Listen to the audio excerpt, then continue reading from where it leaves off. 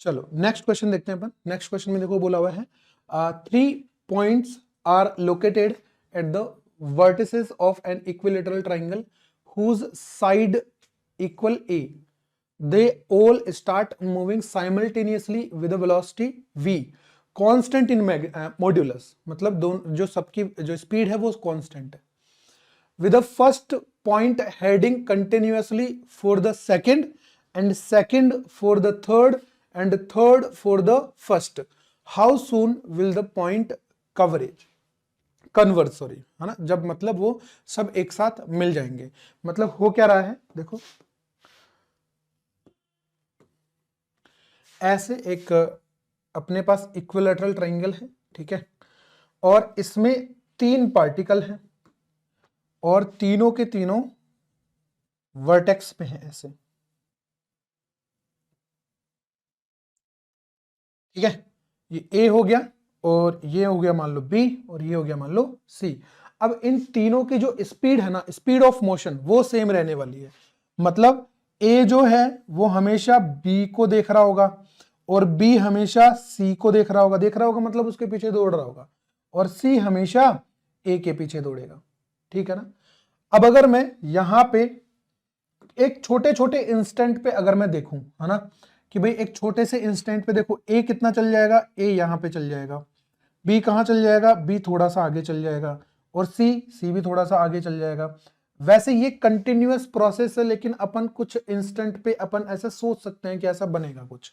तो यहां पे देखो अपने पास अब जो पार्टिकल ए है वो यहां से बी की तरफ देख रहा होगा, और जो बी है वो यहां से सी की तरफ देख रहा होगा, और जो सी है वो यहां से वापस से ए की तरफ इस तरीके से देख रहा होगा, देखो, है ना। अब ए जो है ना वो ऐसे चल रहा होगा, बी जो है वो ऐसे चल रहा होगा, और सी जो है वो ऐसे चल रहा होगा। अगर थोड़ी देर बाद में अगर मैं वापस से देखूं तो मान लो कि ए जो है वो यहां कहीं पहुंच गया, बी यहां कहीं पहुंच गया, और सी जो है वो यहां कहीं पहुंच गया।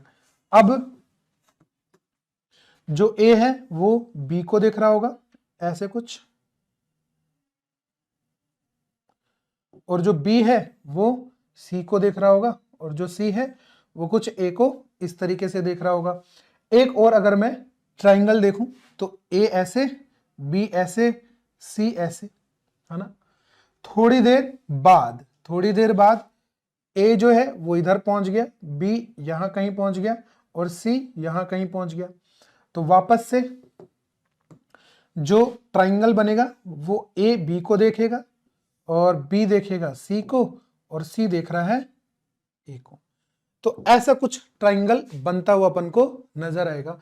और अगर मैं इसको कंप्लीट मोशन से देखूं तो जो ए है मतलब सब मिलेंगे, ऑब्वियस सी बात है, कहां पे, सेंट्रोइड पे मिलेंगे। तो ए जो है वो कुछ इस तरीके से मूव करता हुआ, ये जो है वो कुछ इस तरीके से मूव करता हुआ ऐसे ऐसे घूमते हुए यहां मिलेगा, ऐसा कुछ, है ना। और सिमिलरली जो बी है ना, वो ऐसे ऐसे घूमते हुए वो ऐसे कुछ मिलेगा, और जो सी है ना, वो कुछ इस तरीके से ऐसे घूमते हुए, ये थोड़ा सा ऐसे हो गया, ऐसे घूमते हुए ऐसे मिलेंगे सबके सब कहां पे, सेंट्रोइड पे। कितनी देर बाद मिलेंगे वो अपन को देखना है, ठीक है ना। देखो अपन ने एक चीज देखी थी कि एक अपने पास फिजिकल क्वांटिटी होती है वेलोसिटी ऑफ अप्रोच, है ना। वेलोसिटी ऑफ अप्रोच, वेलोसिटी या फिर मैं बोलूं रिलेटिव वेलोसिटी का वो कंपोनेंट होता है जो कि दो पार्टिकल्स के बीच में डिस्टेंस को घटा रहा होता है। इक्विलैटरल ट्रायंगल में जो साइड है उसकी डिस्टेंस अपन को ए गिवन थी ऐसे, है ना। अब अगर मैं ए को बी के रेस्पेक्ट में देखूं या बी को मैं ए के रेस्पेक्ट में देखूं, है ना, दोनों के बीच में एक वेलोसिटी ऑफ अप्रोच होगा जो कि हर एक इंस्टेंट पे कांस्टेंट रहने वाला है। वो क्यों कांस्टेंट रहने वाला है, देखो अगर जो बी है वो मान लो वो इधर जा रहा है, कितनी स्पीड से जा रहा है, v स्पीड से जा रहा है ना, अपन को जो कि दे रखा है वेलोसिटी, और जो a है वो कुछ इस डायरेक्शन में जा रहा है, ये भी कितनी स्पीड से जा रहा है, v स्पीड से जा रहा है। अब अगर मैं दोनों के बीच में अगर मैं वेलोसिटी ऑफ अप्रोच को देखता हूं तो मेरे को वेलोसिटी के कंपोनेंट लेने पड़ेंगे। इसके इस डायरेक्शन में कितना कंपोनेंट आ जाएगा, देखो this angle is 60 degree because it is a equilateral triangle, तो v का इधर कितना जाएगा, v cos 60 मतलब हो गया v/2, और इसके परपेंडिकुलर डिस्टेंस में आ जाए डायरेक्शन में आ जाएगा v√3 डिवाइड बाय 2 कंपोनेंट। ठीक है, तो इन दोनों के बीच में जो डिस्टेंस a है उसको कम कौन कर रहा होगा, एक तो v और एक v/2, दोनों मिलके कम कर रहे हैं, है ना। मतलब जो वेलोसिटी ऑफ अप्रोच है वो अपने पास v प्लस v/2 है। मतलब a के रेस्पेक्ट में b को देखो या b के रेस्पेक्ट में a को देखो अलोंग द जॉइनिंग लाइन, है ना। v प्लस v/2 मतलब ये हो गया 3v/2।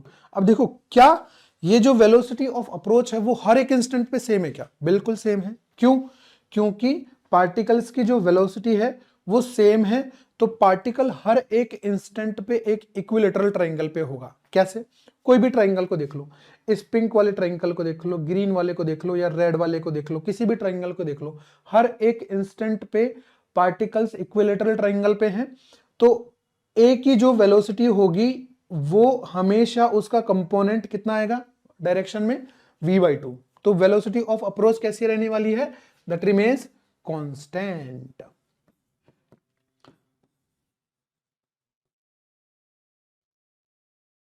Through out the motion, है ना, पूरे के पूरे मोशन के लिए कैसे रहने वाली है, ये कांस्टेंट रहने वाली है। इसका मतलब जो डिस्टेंस है a उसको घटा कौन रहा है, 3v/2। तो अपने पास जो टाइम होगा, time equal to distance divide by 3v/2 that is 2a divide by 3v। ठीक है, इसका एक और तरीका होता है ना, वो भी एक आसान सा तरीका है। वो कैसे, देखो अगर मैं ऐसे समझू, देखो जो पार्टिकल B है ना, मतलब जो पार्टिकल B के लिए एप्लीकेबल है, ऑब्वियस बात है A और C दोनों के लिए एप्लीकेबल होगा। तो जो पार्टिकल B है और A और C वो सारे के सारे कहाँ मिल रहे हैं, यहां मिल रहे हैं ना, सेंटर पे ना। मतलब ये हुआ कि जो पार्टिकल B है वो हमेशा, अगर मैं इस डायरेक्शन में उसकी वेलोसिटी देखूं, किस डायरेक्शन में, towards the centroid, towards the centroid, तो हर एक इंस्टेंट पे उसकी वेलोसिटी कांस्टेंट रहने वाली है, हर एक इंस्टेंट पे, है ना, टुवर्ड्स द सेंटर। मतलब अगर मैं यहां पे ऐसे देखूं, देखो ये अपने पास इक्विलेटरल ट्राइंगल है ना, और ये अपने पास पार्टिकल B है, और ये अपने पास सेंट्रोइड है, और ये a/2 है, ये एंगल है 30 डिग्री, तो इसको मान लेते हैं अपन r। तो r की वैल्यू मैं देख लेता हूं, a/2 divide by r equal to that is cos of 30 degree, है ना। तो r की जो वैल्यू हो जाएगी दैट इज a/2√3 और 2 आ गया ऊपर, मतलब a/√3।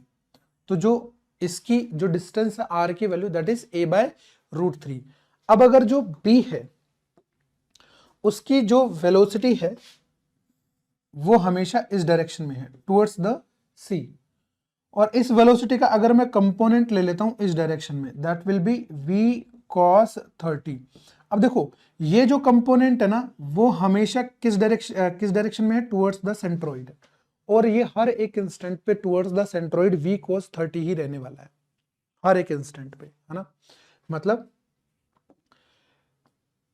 इस पिंक वाले के लिए देखो या फिर ग्रीन वाले के लिए, फिर रेड वाले के लिए, किसी भी आप एक ट्रायंगल के लिए देख लो कि जो पार्टिकल की वेलोसिटी है टुवर्ड्स द सेंट्रोइड वो हमेशा कितने रहने वाली है, constant, and that will remain v cos 30 through out the motion.